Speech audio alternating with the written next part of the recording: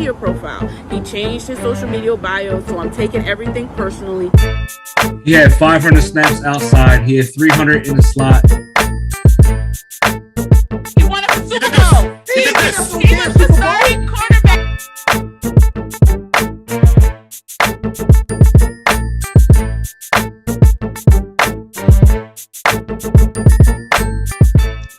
All right, welcome everybody to another episode of Three Birds and a Punt. I am your girl Afua, one of the co-hosts. I am joined by my friends Whip and John. Say hey, guys. Hey. Hey. All right, my boy John's got some technical difficulties, so if you don't see him on the video, don't worry. You can still hear him as long as you're subscribing and downloading Three Birds and a Punt. You can get us on Spotify, Apple, Anchor, wherever you get your podcast. We're also on YouTube. Don't forget to subscribe to our YouTube channel at Three Birds and a Punt. Follow us on Instagram and on Twitter. We appreciate all the engagement we get from the fans. We really do appreciate all your support. And we'll just jump right into it because I know we've had a heck of a game tonight. Game 3, Sixers versus the Atlanta Hawks. I can't wait to hear what my guys, Whip and John, have to say about the game. Let's start with you, John. What are your thoughts of the Sixers game? I loved it. They got out early, prevented perimeter threes, which is what killed them in game 1. Didn't let any of those bench guys get hot. Denied pressure on Trae Young because when he gets into the paint, he's either looking to hit that stupid floater or throw it up to John Collins or other dude. I'm not even gonna say his name because I think he's a bum, but that boy was food. He was talking trash to Embiid in French. You know, he was talking trash to Embiid last game, and Embiid had to put that dude on notice.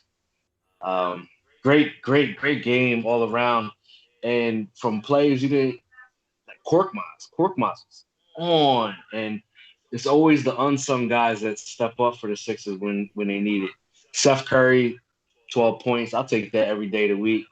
He really wasn't involved, but like he's such a creator on his own. And I love that how the offense is moved. Ben pushes the pace. Ben was aggressive. Ben had 18 points. Points. Yeah, apparently, if you heard the press conference, Doc said, after the half, they challenged Ben, get aggressive. We're going to have you in the paint, driving. And he answered the call. I was really excited to see that. How about you? I was talking to Whip off the pod a couple of days ago about how I wanted to see Ben get aggressive and that, because Whip was asking me, he's like, yo, we need a shooter. You think Ben gonna do it? I said, listen, that's not Ben's game, but if he's aggressive, if he can give me double-digit points, I'll take that. I don't need Ben to be 20 points a night. I just need him to be more aggressive. And he answered that call. What do you think, Whip? How you feel about our boys tonight? Well, defense win games. Mm-hmm. And apparently that's what happened today. It was good to see Ben, when he was sticking Trae Young. I think he only scored 5 points on Ben when Ben was defending him. It was good to see Ben Simmons challenged by the coach. So, I don't want to go back on Philadelphia Sports Radio and hear Doc Rivers' little audio that they be playing saying that, the people of Philadelphia is out their mind. Ben don't need to be a shooter. Apparently he do. Because, for you to contradict yourself and make everybody in Philadelphia, the fan base, look like assholes, then you contradict the hell out yourself and telling him he got to do more. What the hell did that tell you? Right. All in all, a good win in Atlanta. We took one back. Now we got home court advantage back again. I'll be honest with you, man. I didn't expect the Sixers to win this game, but they did. I thought coming back to the ATL, they were going to, put the A-Town stomp on us. But JoJo, like from the gate, from what I seen, because I'm getting ready for my test tomorrow. From what I seen, JoJo was locked in from the jump. All right, Korkmaz was on point. it was an all around good performance, man. You know, the Curry boy, you know, that's my boy. It's unfortunate about Danny Green, but I hate to say it. I didn't want him to get hurt, but you know, maybe it was a good idea for him to not be in the game at this particular time. But all in all, a win is a win, and I'm feeling it, man. I like it. I like it. Oh yeah, absolutely. You know, if fans don't know, Three Birds, we're scholars over here. So you know we love sports, but we also get our education on. And like I was saying to Whip and John, um, Atlanta is food.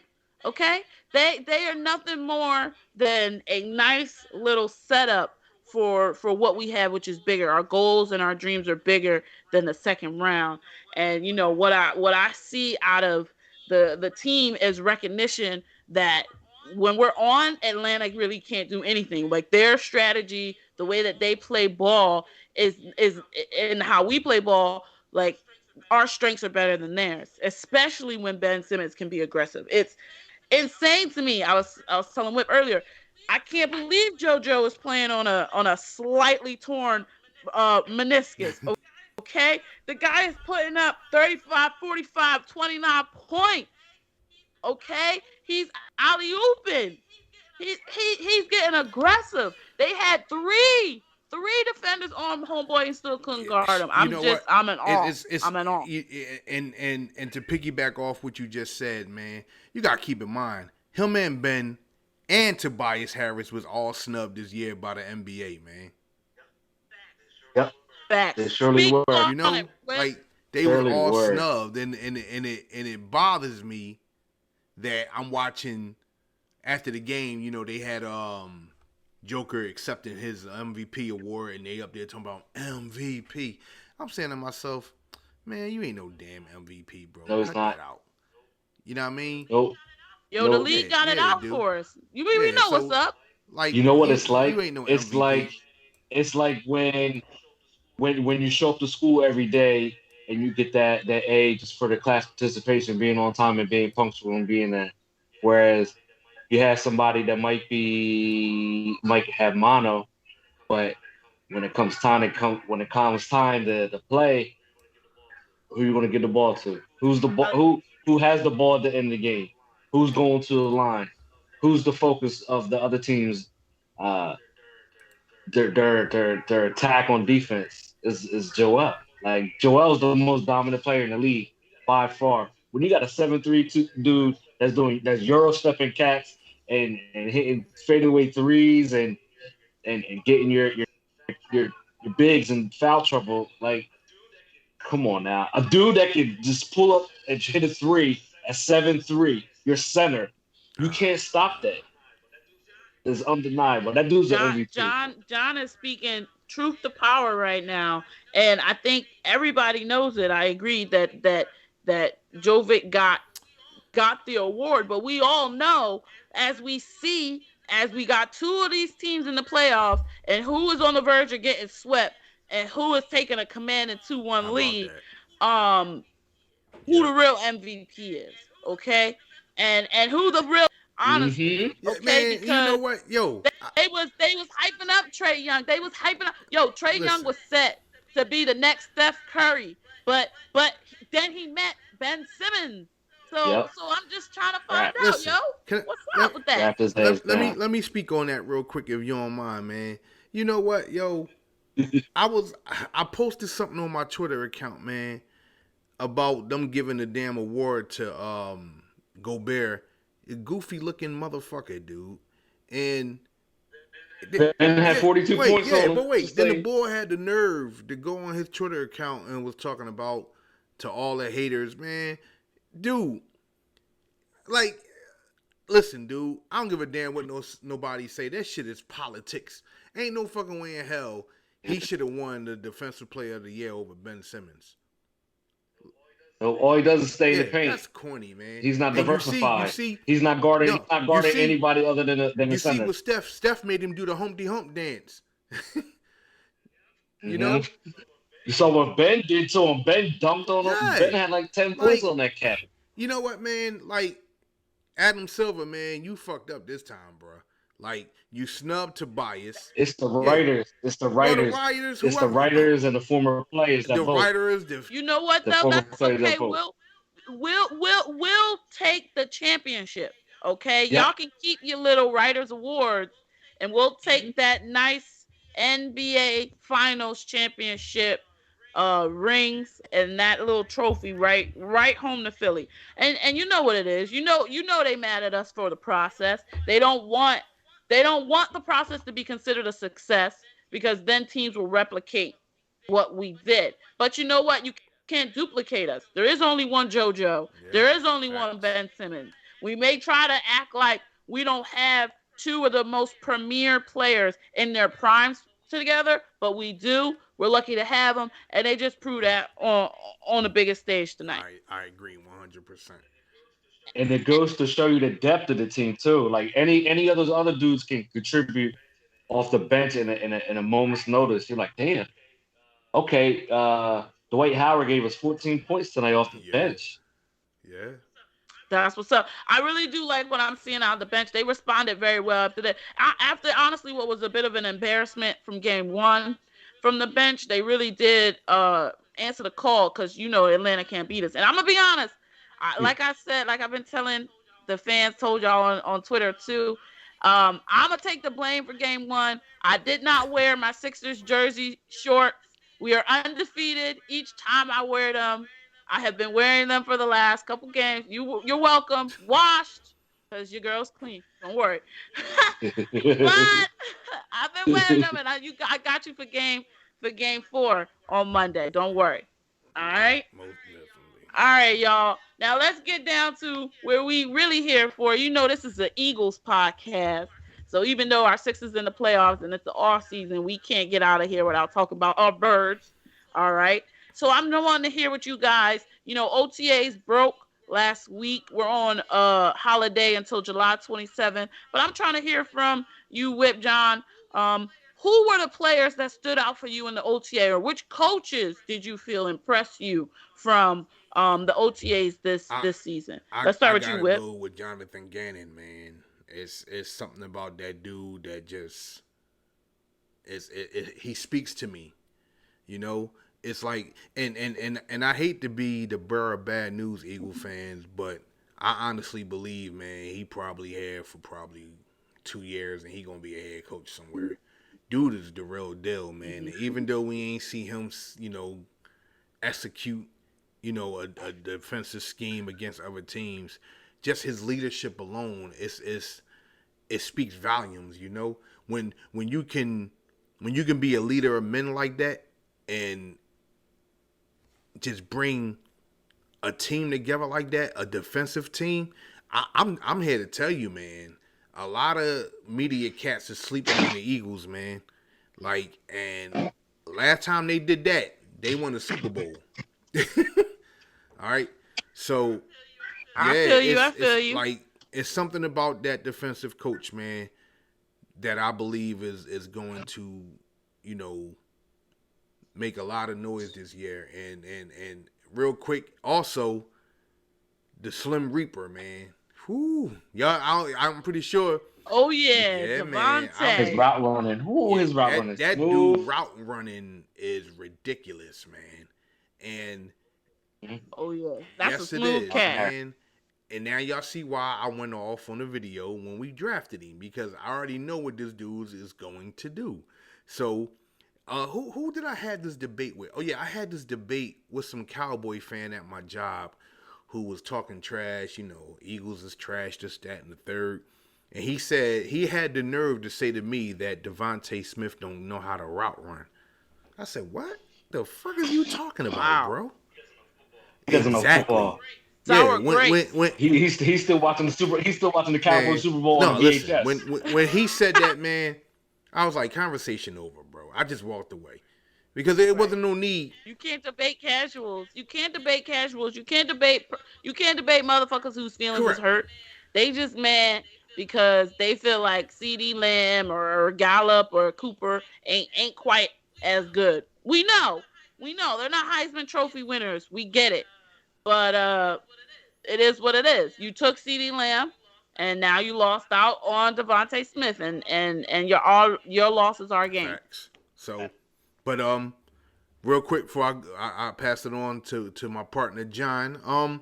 Yeah, man, what I'm looking forward to them boys coming in the training camp ready to go.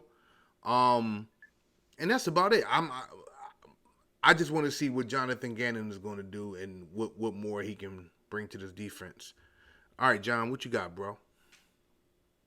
I'm gonna kind of piggyback where your focus was, and I'm gonna focus on the defensive line, Tracy Rocker, because they had the potential to have one of the top 5 interior lines in the league. If you really think about it, and Milton Williams, has no pads yet, but the dude, his reps, I'm like, wow, it looks like he reminds me of Corey Simon, but a faster, slimmer version of. I swear to goodness, I'm watching like the reps and like there's the live stream of the practice, like the clips and things like that, and I'm like, wow, that guy's gonna be good, and he could play very early in that rotation. That's gonna be scary. And who did we pick up in not too long ago? Ryan Kerrigan from the Washington football team. Yeah. Was underrated who pick. Is a consummate professional. That defensive line is it's similar to when we picked up Chris Long. It's gonna be I can't wait. But also, I'm really curious to see who's gonna start opposite of Slay. And I have a feeling it's gonna be Avonte Maddox again. No, please. That'll be something we get into down the pike. It'll definitely just to even talk about what you said, John, with the D line. I'm definitely going to be interested to see what happens there, how we're able to sort of improve, because as far as coaches go, we've gone through a couple of different coaches these last couple seasons. Jeff McClain put out a piece a couple days ago that started a whole they on his head on Eagles Twitter. They at that boy's neck. When I say they on that man's head, they on that man's head. Man, they won't even let that boy breathe. He go outside and say it's a nice day. They're like, where's a nice day? Yeah. But you know what though? It's sad because you know what? He only speaking the truth. Right. It's like I read the whole Carson thing. Yeah, but you got to keep in mind though, Afua. You can't see, that's the thing about us Eagle fans, man. And all 3 of us, ladies and gentlemen, we diehard Eagles fans. All right, so we can speak on this like to the T. Eagle fans don't want to hear the truth. They rather go out here and play and let their play speak for itself. All right, we already know what the fuck is going on. Jeff McClain is just the messenger, but at the same time, they throwing stones at the messenger. Like, I think John McClain, what the fuck his name is a good ass reporter. All right, he is, but I'm not gonna hold you. You can tell there's a little bit of pettiness when it comes to some of his reports, but it's not like it ain't the same pettiness Eagles fans don't have themselves. So he come by that shit, honestly. Yeah.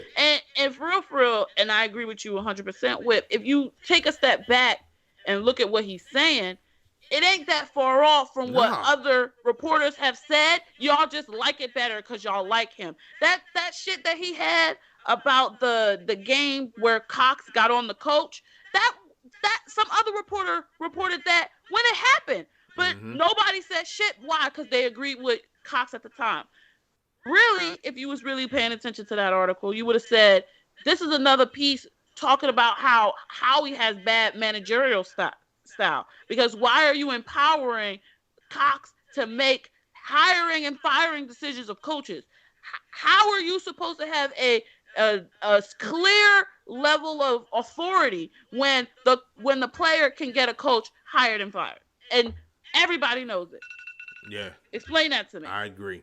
Yeah. So I hope Tracy Roker comes in and that breeds a new attitude. And to just finally get this one last thing off, when I'm saying who I'm impressed by, who I like to see, is head coach Nick Sirianni. Yeah. I like what I'm seeing out of him, because I feel like a real head coach would never have allowed their players to be making hiring and firing decisions over their staff. And I'm not saying Doug isn't a real head coach, but Doug was very lax and lenient with his players, especially his established players, his players who came in before he came in. You know what I'm saying? Whereas I feel like with Nick Sirianni, everything is on a level playing field. Like, you have no extra favors with him. So that is what I'm really excited to see, and I'm really liking out of the team so far. I agree. And what he addressed the team at the conclusion of that last practice. He was like, "Make sure you guys come to camp in the best shape of your life." Mm-hmm. That to like a seasoned vet that might be injured or might not play much until the season rolls. That's eye opening. You're like, oh damn. If you're like a vested veteran, like an all pro, like a Fletcher Cox maybe, you might be like, damn. I'm in my 8th year. I really got to work. This dude, he's not taking any BS. I want to see ready. I want to see the transitions of the running backs, man. I want to see how they gonna get it going. You get what I'm saying? Because now you don't have to worry about Doug holding them back no more. All right, this Kenny Gaineswell dude, he's very intriguing to me. I was checking him out. And what did I tell both of y'all guys? Y'all remember I said when they drafted him, I said, what's the name? Better watch out for him. Because you remember I said that, Afua? Remember I said that? I was like, yo, because guess what? He reminds me of Brian Westbrook. Yeah. You dig? Yeah. Because here's the thing. He can do a lot more than what Booby can do. Know what I mean? Like real rap. And it's like, dude is a dual threat. And it's like you don't see those type of running backs like that. And that's why I can almost guarantee you Howie Roseman was like, yeah, we got to bring the Westbrook type style back here, man. And dude reminds me of that. And even though Booby is the number 1 RB1 here, but according to the running backs coach, there's no running back one. They all gonna get the ball. Know what I mean? But we all know that's bullshit. But at the end of the day, that kid can get some steals from this dude, man. Exactly. If Nick Sirianni is preaching competition, then if you not as our presumptive starting quarterback said, rent is due every day, and I don't plan on missing any payment. Hell yeah. Okay. Yo, that is the best quote ever. Like that ever. Was a pretty hard quote. Jalen's that dude. I like his attitude. Not for nothing. Skepticism still remains. I like the kid's attitude. That's my quarterback. Let's get on to the next topic of the night. All right, I'm trying to pay some bills too. Shoot, Jalen Hurts was not lying. Okay. What's going on with this Zach Ertz shit? Okay, excuse my language, guys, but I feel like this is a shit situation, so I'm gonna call it what it is. Okay, how are we still? I want to talk about 2 shitty situations the Eagles have actually. Okay, one is non-movement on Zach Ertz, and 2 is the non-movement at this cornerback position. Okay, so I really want to find out who wants to tell me what the hell is going on here. Let me go first because I want to address this, man. The situation with Zach Ertz is a mess, man. Listen, I don't know what it is with Howie Roseman when it comes to elite players. He had this same situation with Malcolm that he put in Zach through. All right? And I say it again, and I'm going to continuously say it. I don't give a damn what nobody say. If it wasn't for 86, you don't have that damn trophy in your case. And Super Bowl champion. You get what I'm saying? And for that man to be treated that way is wrong. You pay funky Albert ass Jason Peters money and bonuses and kept bringing him back, knowing damn well he was robbing the fuck out of everybody. This was the only man I knew who can go on the field and be like, oh, it's my 5-minute break. Let me go say I'm right. You know what I mean? And come off the thing. It's like, listen, man, I I and think check is himself off wrong. the field. Like, make me understand how you can allow Brent Selleck to retire a Philadelphia Eagle, but you can't do the same for the guy who got you a fucking title. Like, think Yeah. about that, ladies and gentlemen. Really think about that. Like It's a you, real disgrace. yeah, you disrespected the shit out of Zach Ertz and his lovely wife and what he brung to the city and the fans who love this man. This man was crying on camera. That's how much he loved this city. But he's sitting back watching you give Fat Albert a fucking bonus and give everybody else bonuses, but you can't help me the fuck out. If it wasn't for him, you don't got no fucking title. Yep. So like, but How about he goes out there, scores the game-winning touchdown in the Super Bowl, and then watch them draft his replacement the next how season. about How that? about that? But hey, I got one better. Where the fuck is Beetlejuice at? Where the fuck is Jeffrey Lurie at? Like, dude, why ain't you like override Howie Roseman? Be like, yo, dude, I did this shit for Jason Peters. Maybe he probably scared the shit out of Jeffrey Lurie because I don't know. He probably bullied the shit out of his ass. Who the fuck knows? But at the same time, Jeffrey Lurie should be like, yo, you know what, man? Let's call Jeff and his wife to the office. Let's shut this door. Let's make this work. You know what I mean? Dude, if it wasn't for you, we don't have this Lombardi. What can I do to keep you here long term? Yeah. Yeah, no, you would think that there could be a conversation had. You would think that there could be, but honestly, if I'm Zach and those fans of the pod know I'm 100% pro player. Yes, I bleed green, but I keep my eyes open, and I'm never gonna choose a corporation over people. And you see how Zach has been done by them. He's disrespected. Yeah. He feels like y'all don't appreciate his talents. And honestly, let's be honest, the Eagles fans have had a very back and forth appreciation of Zach Ertz. You're gonna miss me when I'm gone. Yep. Okay? Because as much as Yep. y'all like to think that Dallas can really come in and take over that number one spot like that, like as easy as seamless, it's not. I agree It's with you. not. I And agree with you. we're gonna see if Dallas can really handle all that came with being the number one tight end in the Eagles offense. But when it comes to Zach, I think he needs to go where he's appreciated. I'm hearing, the Bills. I'm hearing maybe, I hope not the Texans, or maybe somewhere with the Chargers, something like that. But I hope there's a resolution soon. We signed Dick Rod back. I'm thinking that means that there's going to be something movement on that front. And I want there to be, because as much as I want him to come and retire with us, I really do think that whatever is going on with Howie has created an impossible impasse for Zach, and he really needs to go where he's appreciated. I agree, and I just think it's wrong across the board. We don't know what that man is feeling, and you remember, the last time him and Wentz and Kelsey was out there, we don't know what that conversation is, man. It's only between those three guys. You know what I mean? It was a conversation had because they sat out there for 2 hours and they talked. And whatever it was, it shattered that man's mental to the point to where I can almost guarantee you they was like, yo, we won this motherfucker a goddamn trophy. And this is the fucking thanks we get. Listen, as long as that motherfucker don't go to the Colts with that goddamn Carson Wentz, and you know how I feel about, I can't stand that son of a bitch. But I don't want him there. But I hope that he goes to the Chargers or the Bills, and I hope he kick the Eagles' ass somewhere down the line. And that's about it. What you got to say, John? It hurts. It hurts because to see your all-time franchise player just get disrespected like that. Mm-hmm. You would think that there would always be a spot and always be room for him. Yeah, right. You would never let him walk. Man, 25 catches away from breaking Harold Carmichael's franchise reception loss.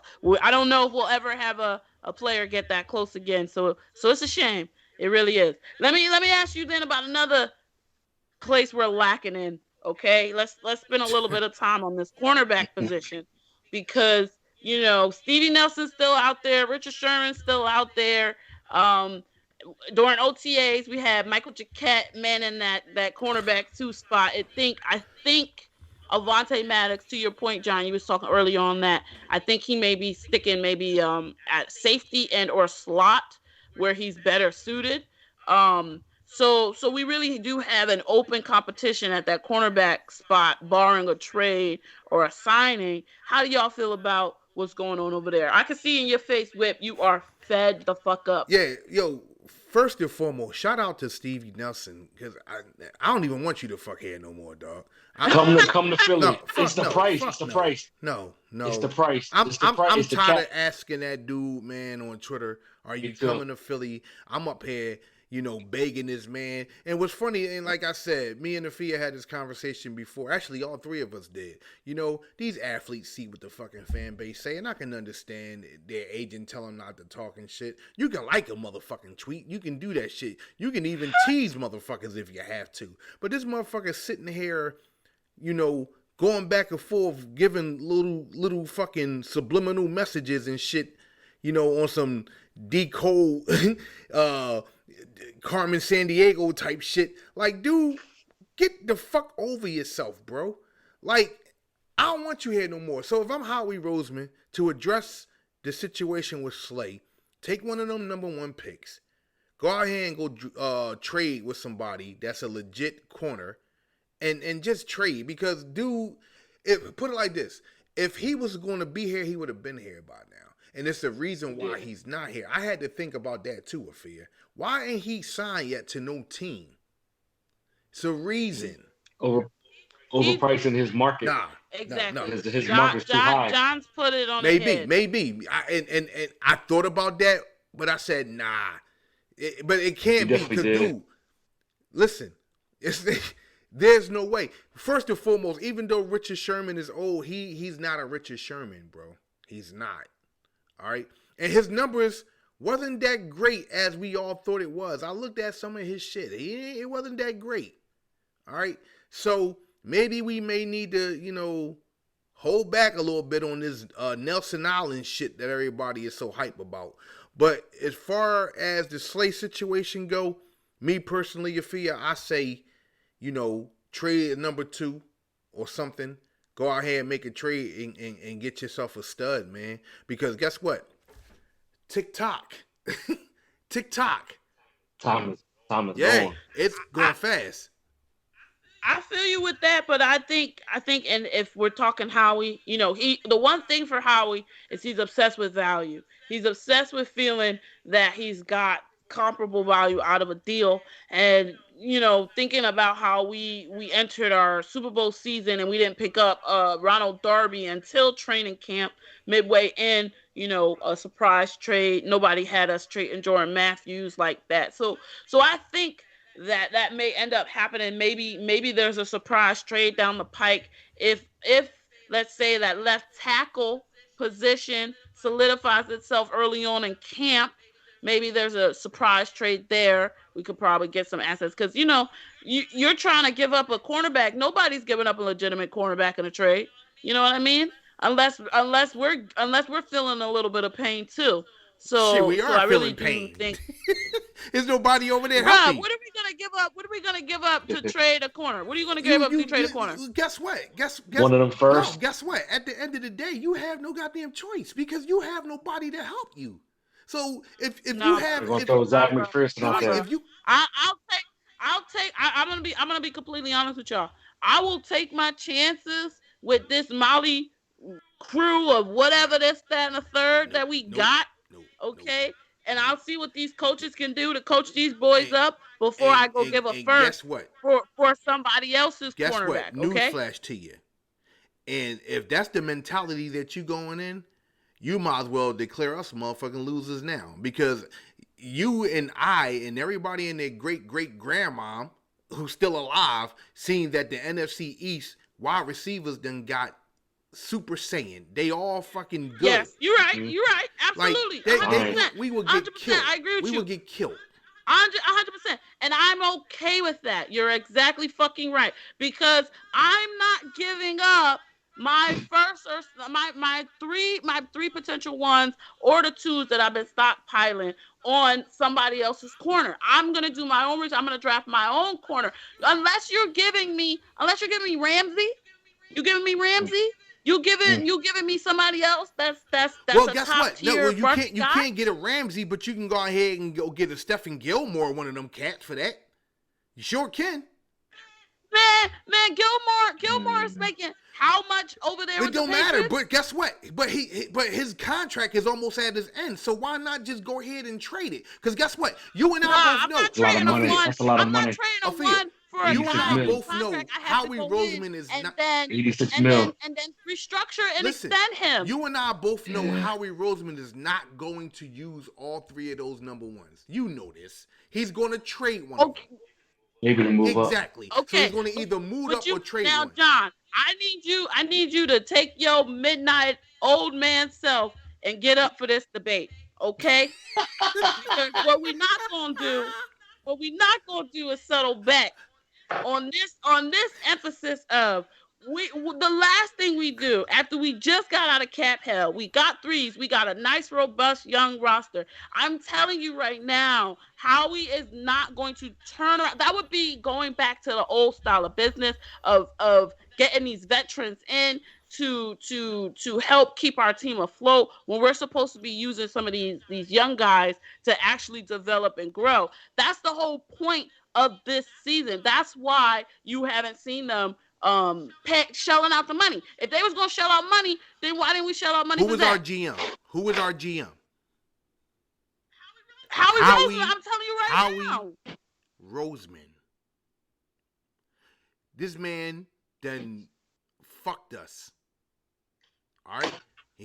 The last time we seen Howie really go in is the Super Bowl season. Now, here's the reason why we don't have no money. Here's the reason why your boy is no longer here no more. He is the same guy who's trying to get rid of Zach Ertz. It's the same guy who was bullied by Jason Peters to give him more money. All right. And yet you seem to think this man is going to be able to go out here and go get us a shutdown corner. He's never been able to get us a shutdown corner. But guess what? So you rather have a fucking Money Mike and fucking Avante Maddox go out there with Slay and get burnt by the lights of CD Lamb and all them cats? Honestly, at least I know what to expect. So I'd rather, because we're out here playing a zone defense anyway. So we really don't necessarily need to have a true blue shutdown press man when you're playing zone. So I'm honestly thinking that Jonathan Gannon and his scheme, he's not putting as much of an emphasis on that, and that is why they'll take some six whatever, stick him out there, and just keep the ball in front of you. As long as you can keep these receivers in front of you, and make sure them safeties having good eyes, then I'll think they'll take their chances. Well, guess what? Yes. I tell you what, them linebackers better be the snam sniddle this goddamn year. That's all I can tell you. Because the truth.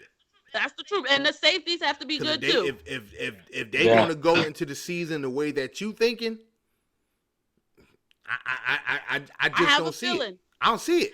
I have a feeling, bro. I have a feeling they're mighty comfortable. They don't sound concerned. You hear them talk about it, they don't sound concerned. And that's the I don't problem. know. Somebody need to put a little fucking scarecrow in that little bastard's life. You get what I'm saying? And maybe this may be the year that Howie Roseman probably finally see the fucking light. Every team in the NFC East receiver-wise has got better. All right. Not for nothing. Hold on. Not even to be one of those. And we gotta get out of here soon. But not to be one of those Howie Roseman apologists. But when it comes to the defense and when it comes to the corner position, Howie has tried to invest. It's just that his investments have not paid off. He traded for Ronald Darby. He signed Nnamdi Asomugha to one of the hugest contracts known. Dominique Rogers, Cromartie. We had him out there. We traded for Asante Samuels. Don't sit here and say that Howie. Man. I know that was Banner, but you know Howie was there. Don't sit here and say Howie don't try to get corners. He does.